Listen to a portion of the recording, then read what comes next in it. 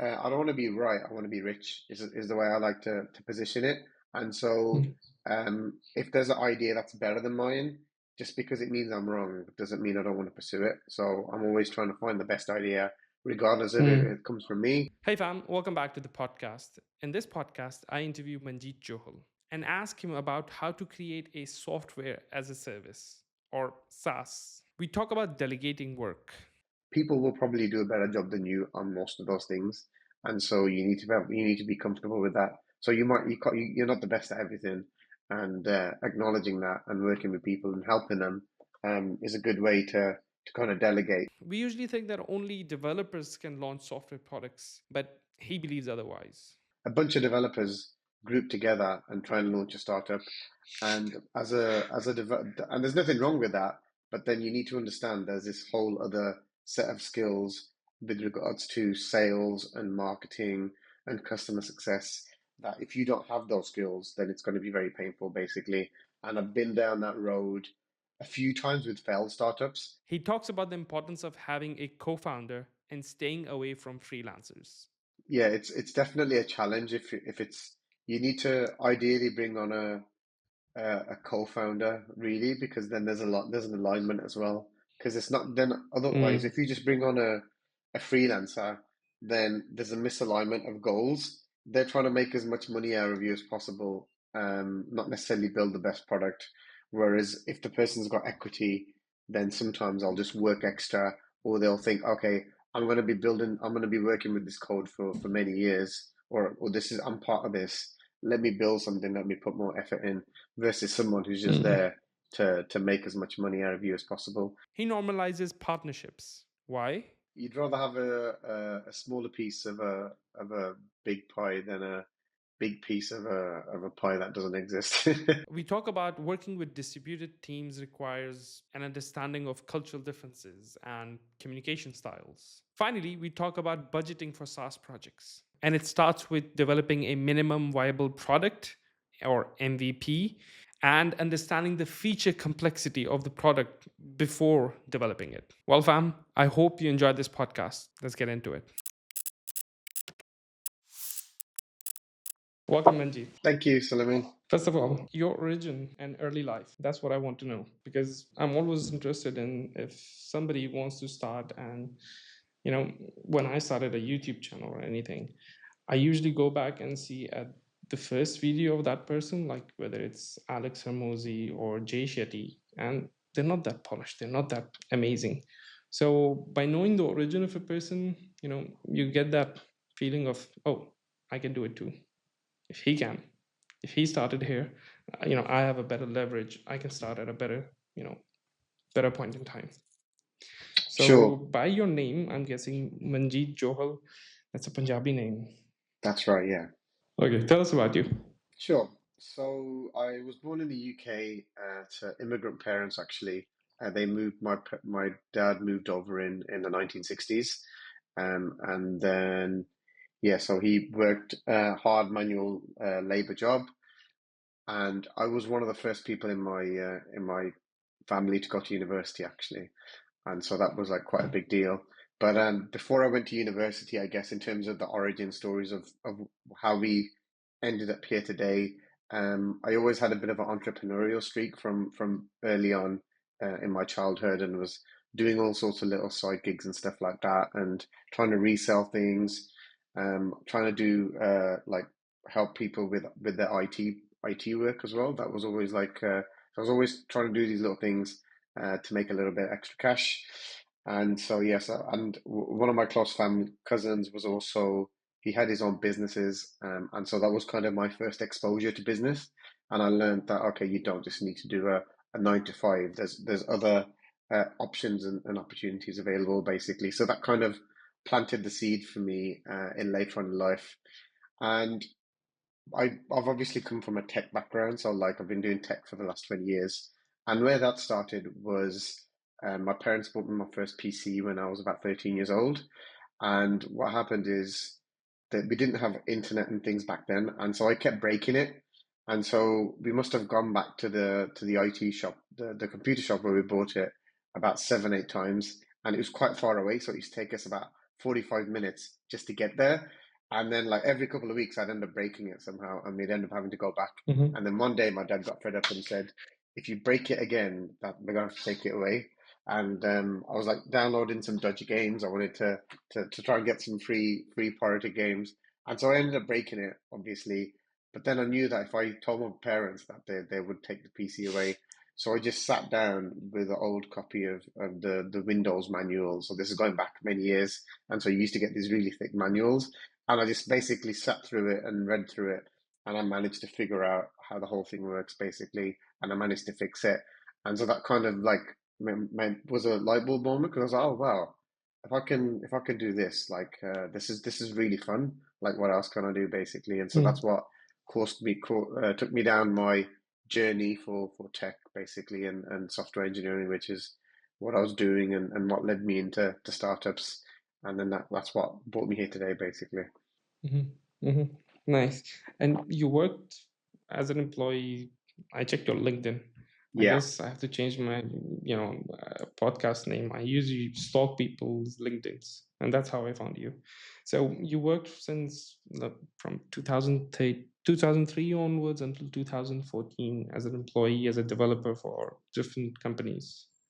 Yeah, so I actually went freelance in that time as well. So I actually probably went freelance after about the first 4 years of work. So in the UK, we have like permanent employees and contract employees basically, and so I kind of went freelance is probably the closest analogy. After about 2006 or 2007, I went freelance basically, and then from 2007 to 2014, I was working pretty much freelance loads in that time as well. And part of the reason was I used to get bored really quickly in full-time employment, and I saw these other people that were Mm-hmm. freelancing, and I was like, well, if they can do it, that sounds much better than just working as a permanent employee. So that's something I wanted to do as well, basically. Mm-hmm.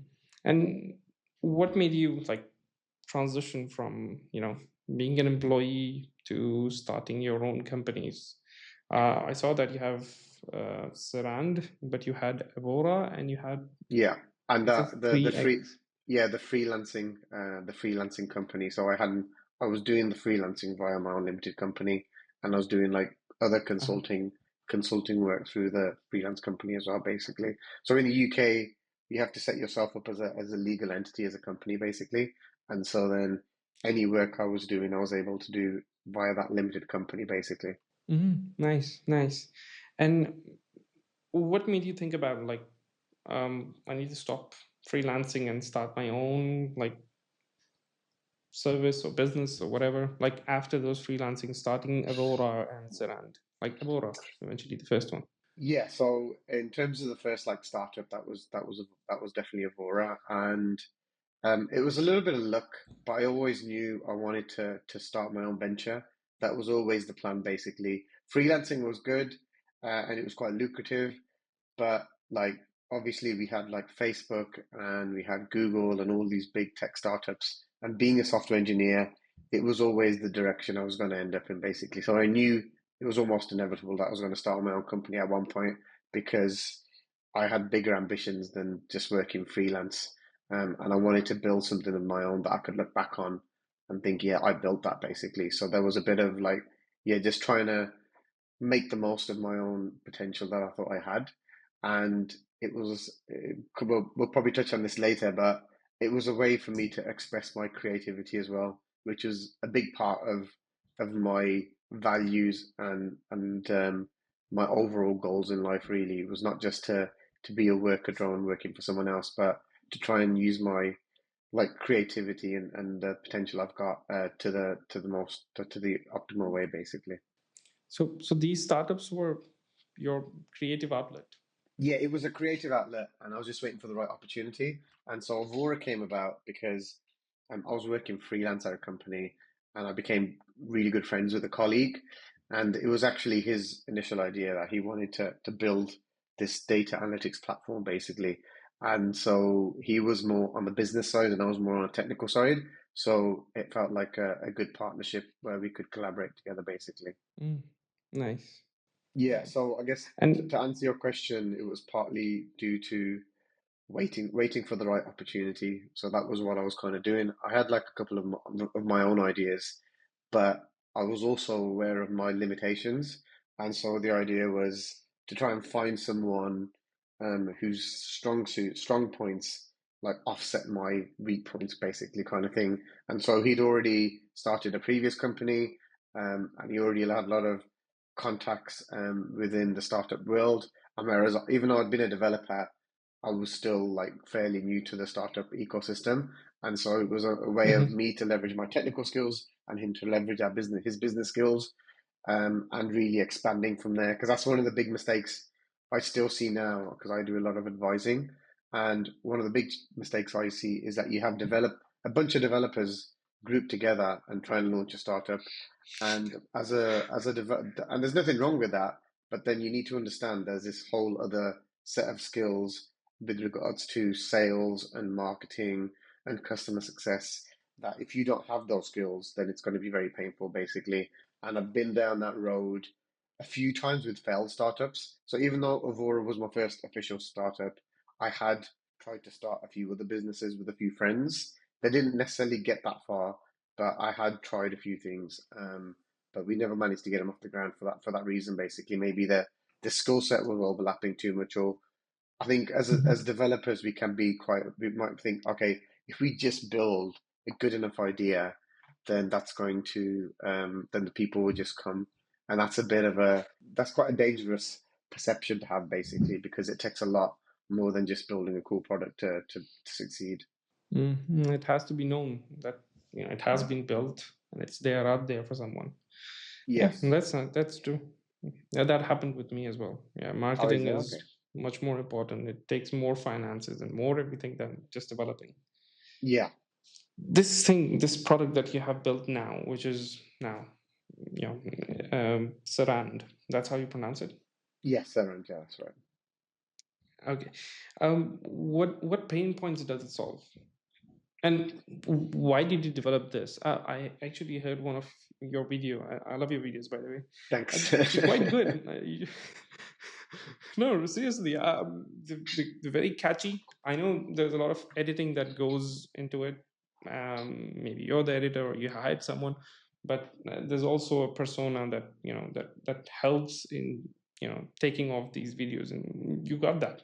Thank you. Thank you. So, Appreciate it. Yeah. uh, so you mentioned something about niching down Yes. in one of your videos, and this product of yours, Saran, is a niche. Solves it's an HR product. It's not. It doesn't solve everything like ClickUp. I don't know what ClickUp is until this day because it does not define what it is for. So please don't tell me you use ClickUp. What's the pain point that it solves in HR? Yeah, so I guess if to answer that question, if I just take a step back and tell you the story about how it came about, and that will help answer that question, basically. And so Go ahead. the story of it came about from Avora, basically. So and from my previous experience working in big companies and companies in general, built a lot of high performing teams, and I'd worked in existing teams that were high performing, and I also worked in some poor performing teams, basically. But then when I went into Avora, I kind of took it to another level, because we were building a lot of teams and we were trying to attract the best candidates to apply for those jobs. And I was building teams from scratch. So even though I was a CTO, I was also involved in the hiring across the business, basically. And so I built up this set of rules that I was using to attract the best talent. And also, one of the challenges I had is that we had limited budget, so we wanted to attract the best people, but not necessarily try and compete on budget, basically. So these are some of the problems I was thinking about. And after Avora, I wanted to, my core thesis across all my businesses since Avora is, how can I leverage data to help you make better decisions? That's kind of at its core what I do with all my businesses. And that's the kind of North Star, that with any new feature or functionality, is this helping my customers make better decisions, basically?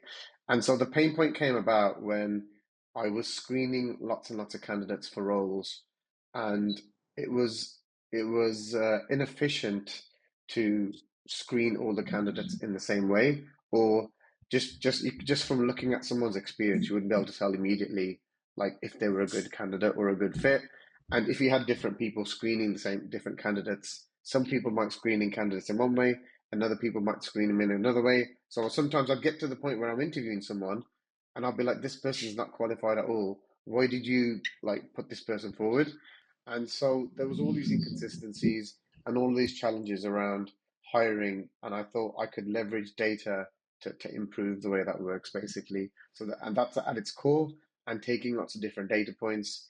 And my business partner now, he's an occupational psychologist, so he's been doing this kind of thing for 20 years. So the idea was to leverage the Nice. best practices from a data perspective, also leverage the best theory to kind of come up with a new way to do the screening basically.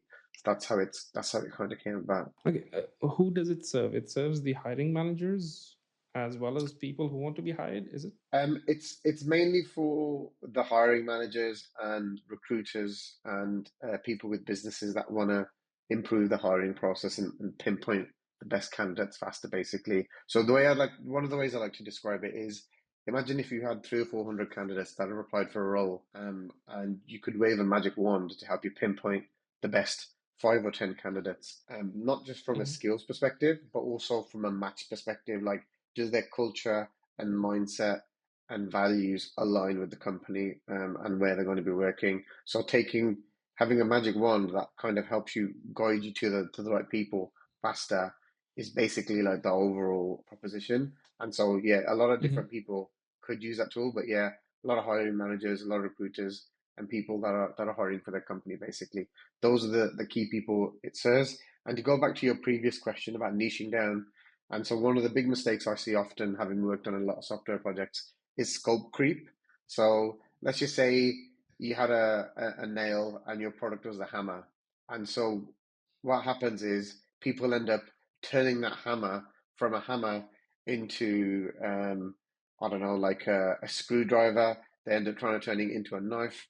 And so you end up with something that was originally just designed to hit a nail, but because everyone's got overactive imaginations and they're like, I want to do everything, and they end up building something that's a hybrid of a hammer and a nail, a hammer, a knife, and a screwdriver, and it ends up still serving no one basically. And so I start to focus on just one area, which is how can we use data to help you screen candidates so that it's a hammer.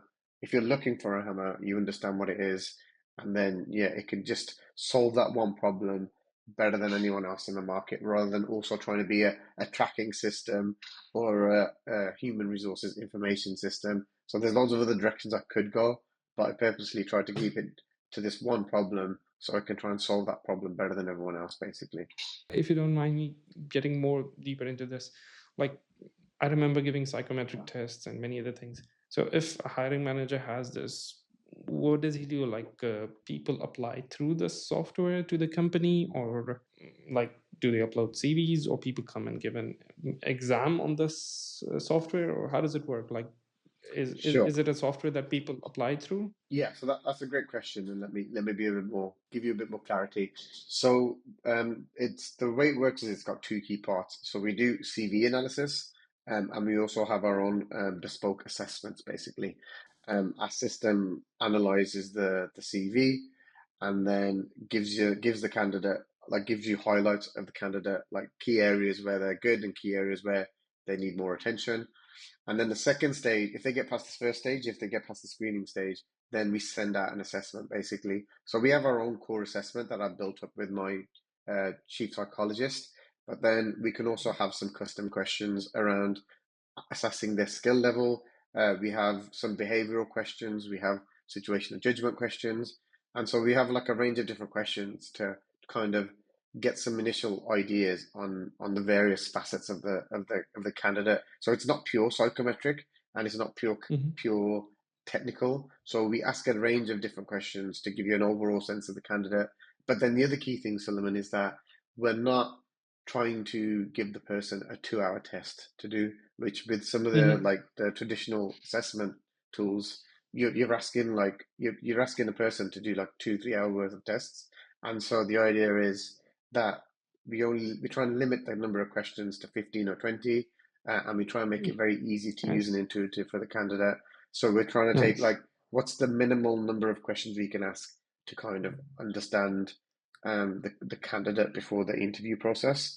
And so yeah, so they complete the assessment, and then inside Serand you get like a visualization of the candidate, and you're able to get like a quite a deep analysis of the candidate, so that when you come to the interview process, it kind of speeds the interview process up, because a lot of the basic questions, a lot of the initial questions you might have are answered, and then you can use that interview process to get deeper into the more important things, and to form a deeper connection with the candidates, basically. Nice.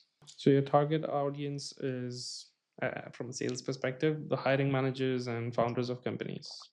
Yeah, hiring managers, founders, heads of talent, HR managers, and yeah, company owners. Nice. So this time you're more B2B. This time I'm running a much more lean approach, basically, and I'm not taking it to external funding, basically. So I've bootstrapped the whole business, basically. This time I don't have any external investors, and so yeah, the idea is that I can build it in the way I want to build it. I don't have to answer to anyone. The money that is made is able to build a more sustainable business, basically. And I don't necessarily. One of the big challenges I see with a lot of startups is you end up on this funding roundabout, where the founders are spending so much time focusing on the VCs and the investors rather than focusing on the customer. And so that's this time around. My idea was I just want to put all my focus in making the best product and helping the customer as much as possible, rather than having to think about investors or raising the next round and that kind of stuff. So it's probably meant that had to take it. It's taken longer than it would have if I went down the funding route. But I think it's meant that I'm able to serve my customers a lot more effectively, and build something that really makes a meaningful benefit to the customers. Nice, nice. That's good.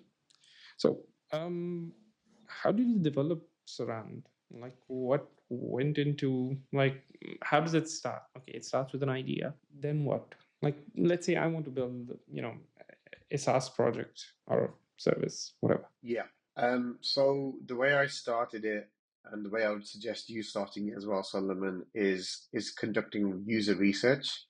So there's a saying in English where you measure twice and you cut once, and so that's kind of like the philosophy that I use, basically, which is to you don't want to spend a year building a product that no one wants, and so you need to do as much customer development and discovery at the beginning of the process, where you can make a change, or you can have, if you need to go in a different direction, you can go in a different direction. So yes, I had an idea, and so then I went out and I talked to a number of customers, a number of people the personas that we talked about, the customer personas we talked about earlier. Like, okay, tell me about your current hiring process, and tell me about the current challenges that you're having, basically. So one of the big mistakes I see a lot of founders making is they're like, okay, I've built X now, and you go to potential customers, you're like, hey, I built X, do you want X? And a lot of times people will say, yeah, I want X, but they don't really want it. They're just trying not to hurt your feelings by saying,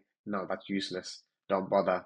And so instead of talking about my solution, I would go in and I'd say, okay, do you have this problem? And then the key question is, how are you solving this problem at the moment?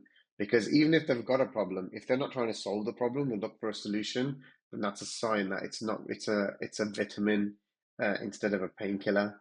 And so to extend the analogy a little bit more, what you're looking for is people that need painkillers. So you're looking for your solution to be a painkiller rather than be a vitamin, basically. Because if it's a vitamin, then you're not really going to be in a rush to buy it. And so yeah, so if you've got a headache, and I'm like, here's a paracetamol, you'll be like, yeah, I want that paracetamol right now. Whereas if I'm telling you, oh, here's a protein shake, then you're gonna be like, yeah, it's gonna help you build muscle. You're like, yeah, okay, that's nice, but maybe next week, or maybe in a month's time. So that's one of the bigger lessons I've learned in recent years, is to kind of focus on the pain, and yeah, don't try and pitch the product too much. Focus on what their challenges are, what the pain is, and if you understand it well, then everything else kind of falls into place, basically. So you don't have to sell as hard, and you have more people come to you. This is if you're trying to just imagine that they need something, but they really don't. Mm. Actually, that's why I see many big corporations like YPO or many other organizations. When I used to apply, aggressively, they used to take me to a different site or a different service provider, for taking the CV or answering questions because they don't have the bandwidth to, take care of all the applicants who would come to them. Yeah, exactly, exactly. Are you looking to build a startup yourself at the moment? Are you exploring some ideas? I tried, I failed. Oh, did you? Actually, I failed because I was hiring freelance, developers, and it's a pain. It's very hard. I guess you need somebody by your side. Like you can't find somebody in a different country to develop something for you. They might do it partially, not do it partially, and you're a developer. You know that everything has to be named and everything, and it's not only he can use it, but anybody else who takes his place should be able to take care of it. So yeah. Yeah, yeah. It's definitely a challenge if it's you need to ideally bring on a co-founder really because then there's an alignment as well because it's not then otherwise Mm, if you just bring on a freelancer then there's a misalignment of goals. They're trying to make as much money out of you as possible, not necessarily build the best product. Whereas if the person's got equity, then sometimes I'll just work extra, or they'll think, okay, I'm going to be working with this code for many years, or this is I'm part of this. Let me build something. Let me put more effort in versus someone who's just mm, there to make as much money out of you as possible. And those people can build good stuff as well. It's not saying that if you mm, pay someone that they're not going to build good work, but it's just much harder, definitely. mm, mm. That's true. That's a good thing. Like I should get somebody by my side who who can develop it. Yeah. Yes, yeah, but you would need to give up some equity for that then. So that's the only caveat to that. So yeah, you need to be yeah. You can't just say I'm going to give you 1% and then I want you to work like 40 hours a week. Which some you'd be surprised how often people do that. So yeah, you need to be quite generous with what you give up. And then the other piece of advice is to work on a trial project first. So don't go straight in to building out your product kind of thing. It's almost like getting married without dating first kind of thing. That's like a similar analogy I would use. You need to Mm, do some trial projects together, see how you work together, because working together as co-founding a startup is one of the most intense relationships you can have with anyone. I'm speaking from personal mm, experience, all the ups and downs and all the failures and all the successes. So you need to really have a good, strong foundational relationship with whoever you do that with. So yeah, it can be quite a challenge. yeah. I remember Dickie Bush mentioning this once that he gave off half of the cake rather than having nothing for himself. Like he found somebody who could help him to develop his business Yeah. than not have anybody at all. Yeah, exactly. You'd rather have a smaller piece of a big pie than a big piece of a pie that doesn't exist. Yeah, exactly. Yeah. So, did you hire for Serand, or it was just you? Yeah, I'm so quite I've sure got you like a had. team in Pakistan, India. I've got like people working for me in Pakistan, India, Philippines, and yeah, even one or two people in the UK as well. So I started working with distributed teams like 10 years ago. So I built up a lot of Hmm. expertise with working with those kind of companies, those kind of teams. And so, yeah, so I took that learning and brought it into Serand basically that I know how to hire like good talent and how to work with them and collaborate with them when your Hmm. time zones are Hmm. different and stuff like that. And the mindset of Oh. someone working in Pakistan or Philippines and how you need to talk to them, how you need to communicate with them, how their values differ. So all of that information together means that I'm able to build more distributed teams at a lower price than if I had to hire everyone in the Hmm. UK or America, for example. Yeah, yeah, I've heard that many companies close down because of the labor, salaries that they have to pay in UK. Bit more Yes. about that. That's very interesting, actually. That's like a fiber, in a human being. What skill that you do you think is best in Pakistan and India and Philippines? Like, if somebody wants to make the right hires? Yeah, so I think for software development, Pakistan and India are very good. I think Hmm. the level of education in certain respects is actually better in India and Pakistan, especially from like an engineering and a mathematical perspective. It's like Uh-huh. almost more competitive there than it is in the UK. And in the Philippines, they have very good English, and they have very good attention to detail. So like marketing and sales roles I tend to hire in the Philippines, and software development Hmm. roles I tend to hire in Pakistan and India.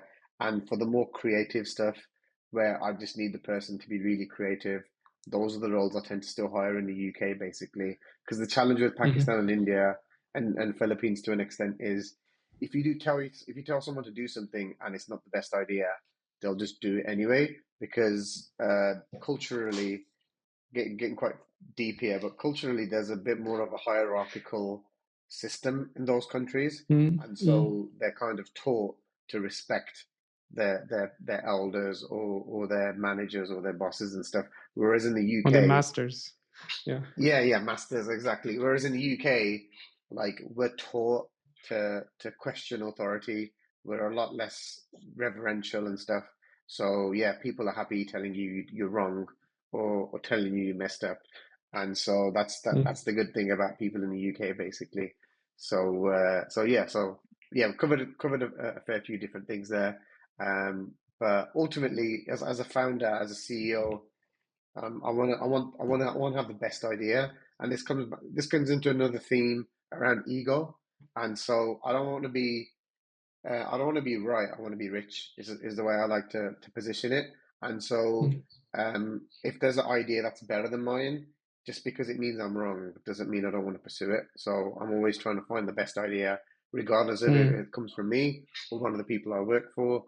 And you need to create an environment of psychological safety, basically, to kind of foster that. So even in like my team in Pakistan or India or Philippines, I'm kind of teaching them, kind of deprogramming them from the fact that, yeah, I'm your boss, but that doesn't mean I'm always right. So if I'm wrong about Mm-hmm. something, I need you to point that out. And so that takes time and training for them to learn, and for them to learn that, yeah, you know what, if I think something's wrong, then and I speak up, I'm not going to get punished for it. I'm going to get praised. So yeah, that's like the Mm-hmm. whole area that comes up basically. Oh, that's very nice. But sometimes, yeah, you need people who just take orders and do the thing, like a tactical division. To an extent, yeah. Like to an extent you do, but I think if you're going fast in the wrong direction, you still need someone to turn around and say you're going in the wrong direction. Obviously, if you need, for example, if I needed someone to write 10 scripts, 10 YouTube scripts or LinkedIn post or something, and then yeah, they shut the hell up and go do it and come back to me. Or if there's a bit of urgent code that needs writing, I don't want to debate that. So you're right, in certain scenarios, you're right. They just need to shut the hell up and execute. But I guess for me to even have them working for me, that's like the base level. Like, I'm not going to hire someone if they can't just execute. So then the next level, it's just at that next level up, basically. That once I've hired you, once I know you can execute, then how do I make you into the best version of yourself that you can be, basically? Mm. Mm. Yeah, they need to double check, if they're going in the right direction. Yeah, that's a good one. That, Yeah. that's actually a very smart way of developing things and stuff, because I have worked for startups and they would hire people to work for them, and if that guy would leave, they're stuck until they find the next best developer. Yes, exactly. And I guess, yeah, on that note, I always try and maintain a pool of people so that Hmm. it kind of comes into like candidate management or talent management, which is that, yeah, don't try and have one single point of failure and always have like a pool of resources that you nurture and that you keep good relationships with, just in case someone suddenly has a change in personal circumstances and they need to leave. And for critical roles, it's always good to maintain a pool of talent, basically. Mm. Mm.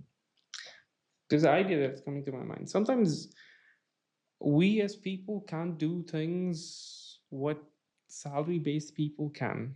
Like, Yeah. I don't know how to put it. Like, creative people are more lazier in doing something that Yes. needs, hours and hours of cramming and work. But if you pay someone, they would be able to go all into it, and it's like a free ride for you. Like, a little amount of money, you got so much done. Yeah, exactly. There's a great book by a guy called Dan Martell you might have heard of. It's called Buy Back Your Time, and he kind of talks about this Yeah. topic a lot, basically. And so, yeah, so if you think about your hourly rate, and if you calculate your hourly rate, and if you can hire someone offshore who's able to do that, and they're able to execute at a certain level, then it's a no-brainer. You're just basically doing arbitrage, basically. So, and that's like a key thing, key way when I'm regularly working is like, is there someone else that could do this for me for a fraction of the cost? And funnily enough, like because you're doing 10 different things, you're kind of diluting your Hmm. concentration and your effort. Whereas that person who's just doing that one thing, they can usually execute at a better level than you. And so that's the other thing that Hmm. worth bearing in mind, that if one person is all they do is they're just helping you write your back end code base, or they're just helping you with designing a new feature or a new landing page, they'll probably do a better job because they're not thinking about the 10 other things that they're doing. And so that's Hmm. again going back to that concept of ego that we spoke about earlier. Like people will probably do a better job than you on most of those things, and so you need to be comfortable with that. So you're not the best at everything, and acknowledging that and working with people and helping them is a good way to kind of delegate so that you can free up your time to work on the important things and the strategic things rather than just being in the weeds all the time. Nice. So I don't know if this is the right question to ask. But if you don't like it, just say next question. What's the budget that a person should think about, when developing a SaaS project? Yeah, so that's a perfectly reasonable question. So I've got no issues exploring that question. I think it is a little bit how long is a piece of string. That's the only problem. Like if you wanted to build a rocket ship, like you could say how much money do I need to build a rocket ship? Yeah.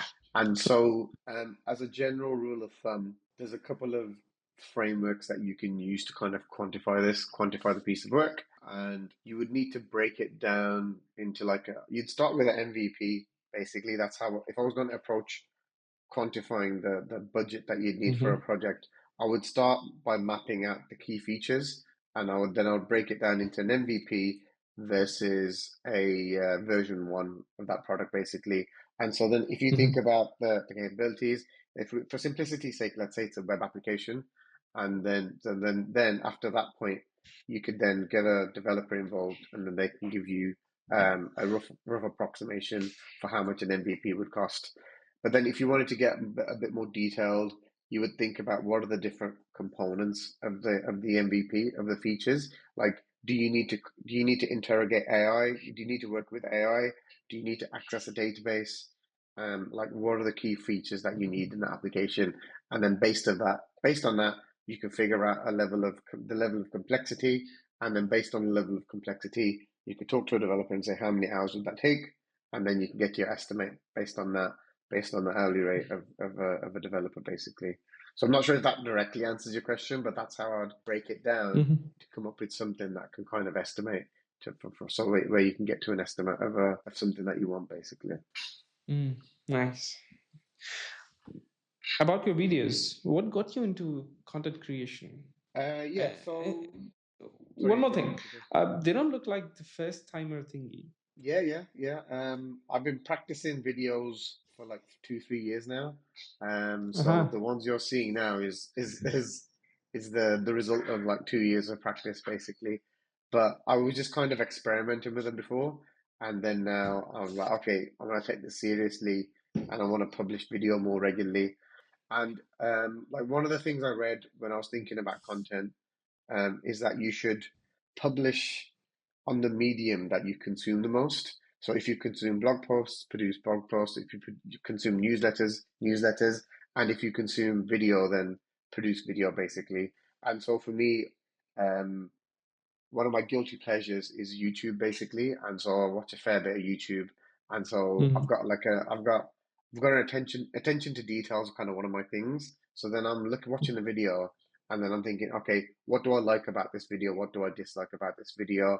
And so then I think about all the videos I watch and all the top performers and stuff, and then I kind of reverse engineer it, and I think I like this about this video, I like that about that video, and overall the idea is I want to produce 100 videos, and so the idea behind that is that if I produce, and that's one of the common pieces of advice that YouTubers give, that get to 100 videos and then think about like, reflect on if it's what you want to do or not. And then I've been doing a similar thing with LinkedIn, which is just putting the reps Mm, in. And then as you put more and more reps in, you get better and better. And like continual improvement is a big part of my philosophy in general. So every time I create a mm, video, I'm like, okay, what could I improve? Like, what could I improve? Where can I draw more inspiration from? And so then that's how I've got to where I've got to today. It's still not perfect. I can still see a lot of opportunity for improvement in the style, in the quality of the video, in the quality of the mm, audio, in how I'm presenting myself. So yeah, there's still a long way to go. Yeah, but I know that the key philosophy I have is I don't just want to produce one perfect video every month. I think I need to constantly produce new videos and new videos, even if there's a slight compromise in quality, because I know that producing it and getting it out and then iterating is the best way to get to where I want to go, basically.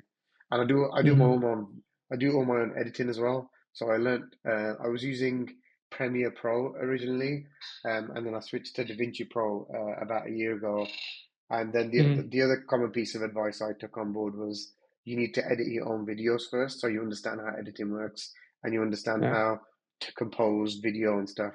And so I've spent a lot of time editing, and the last probably month or so, I've actually finally got hired an editor.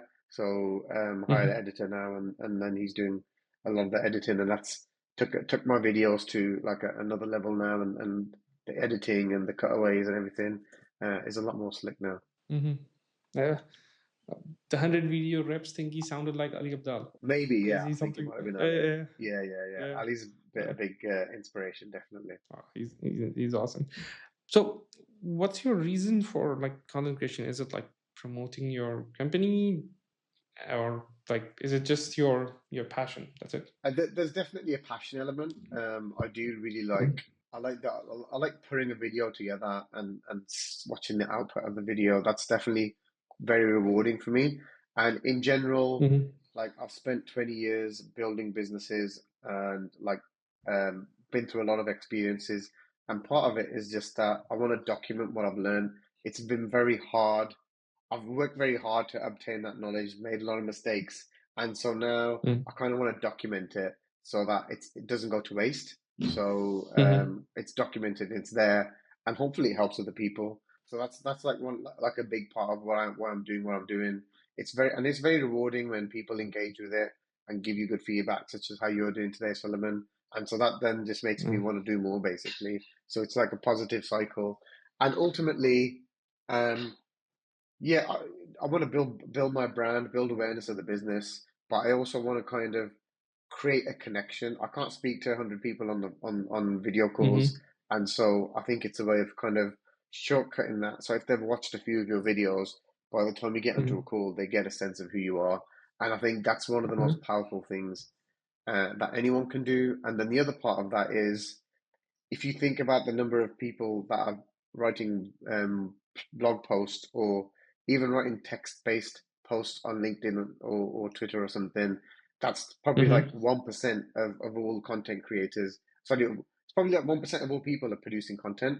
And then if you go down to the people that are producing video content, that's probably 0.01%. So then yeah. I want to work in that smaller pool because then I've got more chance of standing out basically and use that as a competitive advantage, basically. So that's how I'm seeing Mm. it. Because most people like hate the idea of putting themselves on video, Oh. and it was like that with myself as well. So I think if anyone who's got the confidence or the drive to do video, I think it's still like a big area, a big point of competitive differentiation from other Mm, people, really. what was that called? Blue Ocean Strategy? What is that book? Blue Ocean, yeah, Something. it's Blue Ocean. Yeah, Yeah. yeah, definitely. And even The Purple Cow by Seth what's that Godin. marketing genius guy? Seth Seth Godin. Yes, Godin. exactly. Yeah. Yeah. I believe video is not an easy thing and it's not for everyone. The moment the camera No. turns on, you start looking at yourself, the imposter syndrome, and the curse of knowledge. All these different things start hitting you. Yeah. Yeah, definitely. So, okay. I've taken enough of your time, but I'll still take a few more minutes. One piece of advice for your younger self? What have this question is not from me. I've seen people ask this question, so I asked this question. Yeah, I think if I could, I was thinking about this question and stuff, and I think if I could give myself younger self one piece of advice is probably to try and spend more time learning and building my skills, building my business skills at an early age because I was stuck in that corporate 9 to 5 and you just kind of live for the weekends, especially in the UK. I'm not sure how it is in Bahrain, but you work all week and then you spend all like Mm-hmm. Friday and Saturday partying, and that was fine. Mm. But then I probably spent too much time doing that, and some of those times I should have been reading a book or trying to start a business. Basically, that's probably the bit of advice I'd give myself is stop partying so much. You still need to party a bit, but spend some of that Mm. time launching businesses so that I could have got to where I wanted to go faster later on in life. That's probably the piece of advice I'd give. Nice, nice. Thanks, man. All right, thanks, Solomon. This was amazing, It's been actually. really good. I went off the questions a little bit, but I mean, amazing, amazing talk. Thanks. Yeah, and I've really enjoyed it too. Thanks for having me on. Perfect, perfect. I'll stay in touch with you. All right, yep, definitely. Keep in touch. Thanks, man. Thanks, Thank you so Solomon. much. See ya. Bye.